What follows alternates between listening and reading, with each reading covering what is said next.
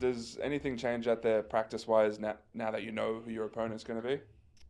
Yeah, obviously the focus for the last 2 weeks has just been on ourselves, and I think that's been a real positive for us to get individual team mindset right about how we attack this playoff series.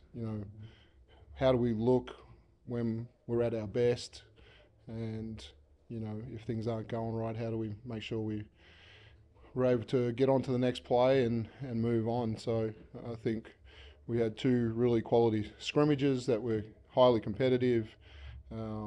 We came through healthy with after all our contact session, which was always something in the back of your mind that you want to really compete and simulate game situations, but you want to come through it healthy. And so we're in a really good place there. And now we played Illawarra recently, so it's just tweaking the scout. Obviously, they've changed their starting lineups and different things. So, looking forward to it.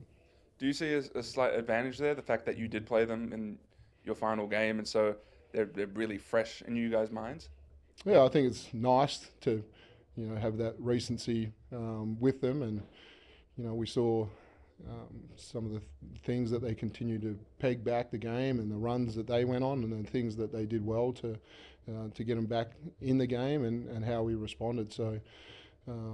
Shot a bunch of threes against us and probably didn't shoot it as well as they wanted to, but they're always going to play at a high pace and making sure that we can lock up the dribbler, lock up the handlers, lock up the rebounders, and slow them down a little bit.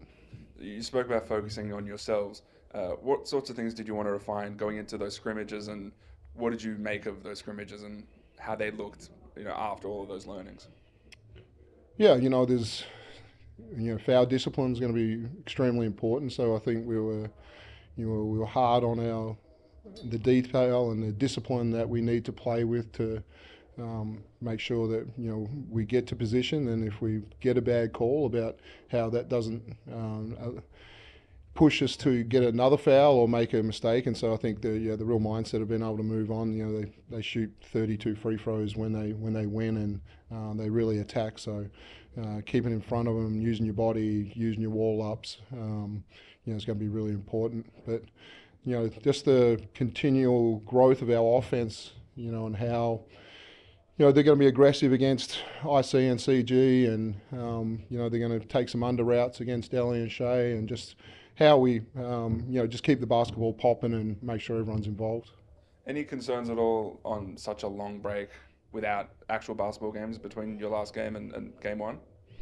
Yeah, I hope not. I think everyone's geared up a little bit since the playoffs actually started, and you start to, it's only a week away, and now Monday night it's only a couple of days away, and so I think there's been a really good build up to this last part. But until you actually get out there and compete at the highest level, as say, are we ready for it? As the simulation that we've done, prepared us to, go into this kind of sudden death, situation where in a playoff series, there's 3 games, but we know, getting a good start at home is our advantage. So you've got that home start, you've got home court throughout the entire playoffs.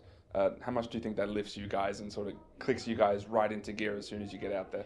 Yeah, we've wanted to reward our fans, and we put ourselves in a position to get the maximum number of games possible with our fans. I think we've had probably the best home record in the league this year, and so trying to pack that thing out, getting that playoff atmosphere with our fans, and knowing that when you get tired, that can just drive you those extra 2 or 3 possessions that can be critical. So really looking forward to playing firstly, and then to being back at John Cain.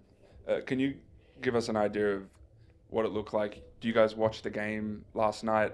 Do you have a coach? Does the coaching staff come together? Do the players come together? And how do you guys go through watching a game where your opponent is going to be determined? Yeah, we didn't change anything from what we've done all year, and that's just let people do their own thing, and we're on a coach's chat and we sit on our own couch and we throw comments out there like we were sitting in the same room. But everyone looks at the game a different way, and everyone's got families and they watch what they need to watch. And as a staff, you kind of watch this spectacle of it and the shot making down the stretch, and look forward to being in those situations. But then we cut it up last night and today, and just get into the depth of the detail of what they've changed and what we think we're going to see.